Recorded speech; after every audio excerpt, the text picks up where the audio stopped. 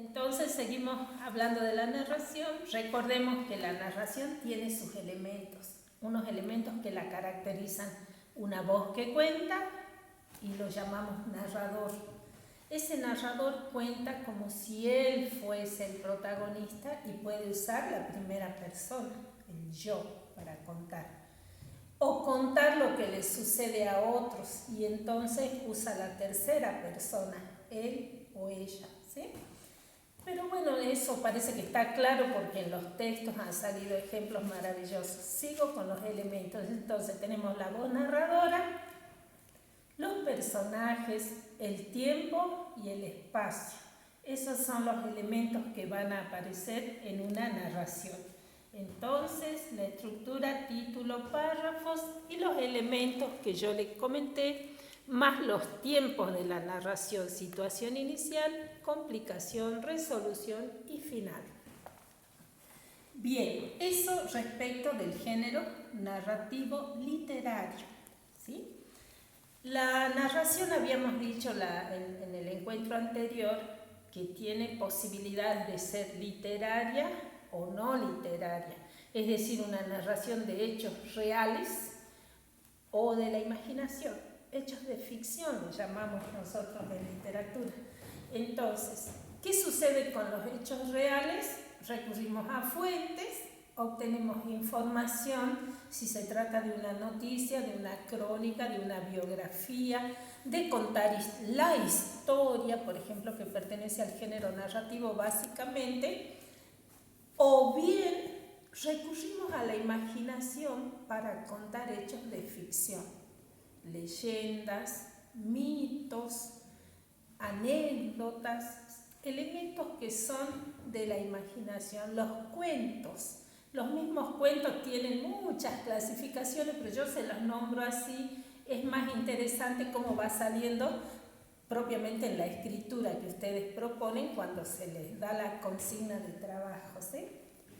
Igualmente les digo que el cuento puede ser realista, puede ser un cuento de terror, puede ser un cuento policial, y de hecho presentaron de varias de estas características sin que les diga nada, así que yo procuro siempre que la teoría sea simplísima porque interesa mucho la producción que resulte de este taller.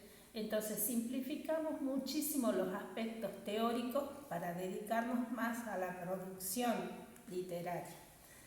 El otro género que nos interesa y en el que ya estamos ingresando a través de las consignas de trabajo en el taller se llama género lírico.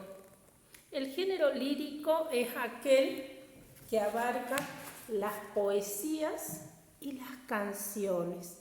Básicamente esas son las estructuras poéticas que nosotros vamos a ver.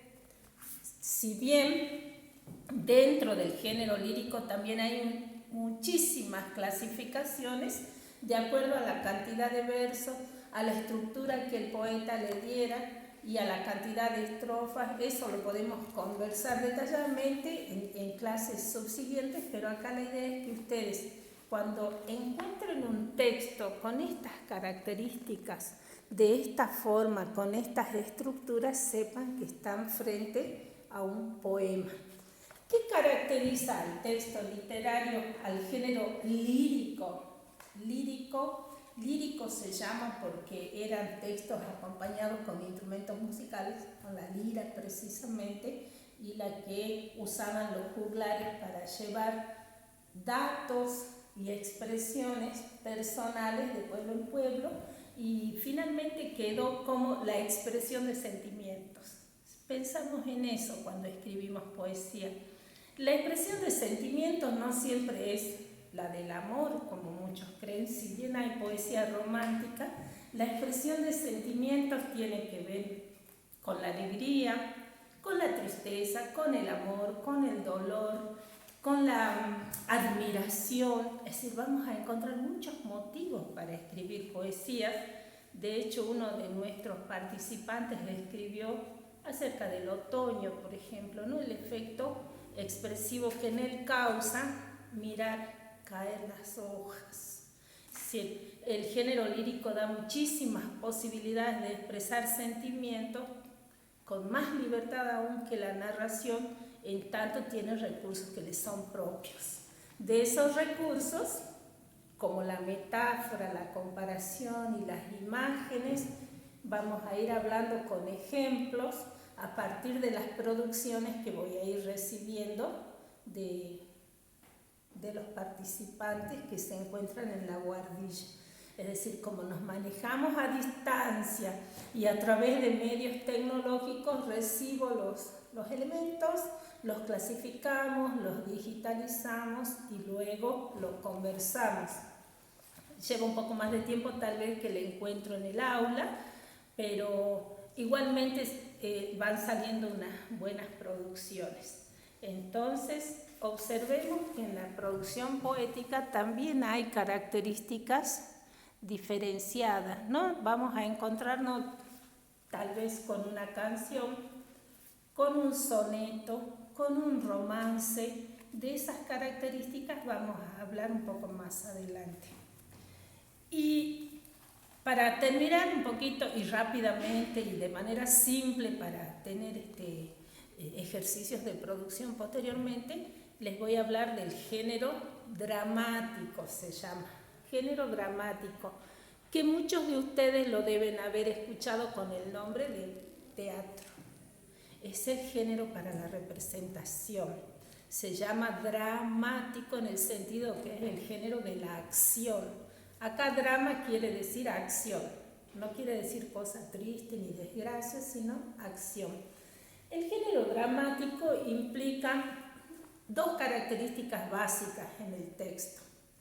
Tiene generalmente, cuando se trata de textos para conversar, diálogo, los personajes hablan, y acotaciones. Las acotaciones en el texto dramático van a aparecer entre paréntesis. Los paréntesis son para ir indicando lo que se debe hacer en escena, ¿sí? Entonces, diálogos y acotaciones. ¿Qué estructura tiene la obra dramática o de teatro que se llama? Una estructura que depende de la extensión, ¿no? Será un acto, un cuadro, una escena o todas esas cosas juntas podría ser. Yo acá les he traído un librito que es de actos escolares, es decir, de cosas muy simples para dramatizar. Los actos escolares generalmente son breves, de diálogos simples, sin complejidad y de acciones simples. Pero hay grandes obras de teatro, como las tragedias griegas, por ejemplo, que tienen divisiones grandes también porque tienen muchos actos que requieren un gran despliegue de escenario, de vestuario, de director, de música. Es un género mixto, implica varias cosas. El teatro se relaciona, en primer lugar, es la escritura del guión, que le llamaríamos nosotros, y luego la puesta en escena requiere de las artes plásticas, de la música, el vestuario, por ejemplo, que implica otro tipo de artesanía, para completar las características que requiere la obra dramática que nosotros elijamos. En conclusión, recordemos cómo se llama el género del teatro. Se llama género dramático. Género dramático porque drama quiere decir acción. Género pensado para la representación. Bueno, y vamos a ir desglosando cada uno de los géneros. Nosotros ya hemos incursionado en el género narrativo con las consignas de trabajo. Los alumnos han respondido maravillosamente con sus escritos. Hoy empezamos con el género lírico y post vacaciones vamos a incursionar en el género dramático para hacer la creación de diferentes guiones. Muchísimas gracias. Los espero. Recordemos en YouTube, Universidad Abierta de la Tercera Edad, o en el Facebook, en UNARTE. Muchas gracias. Hasta la semana próxima.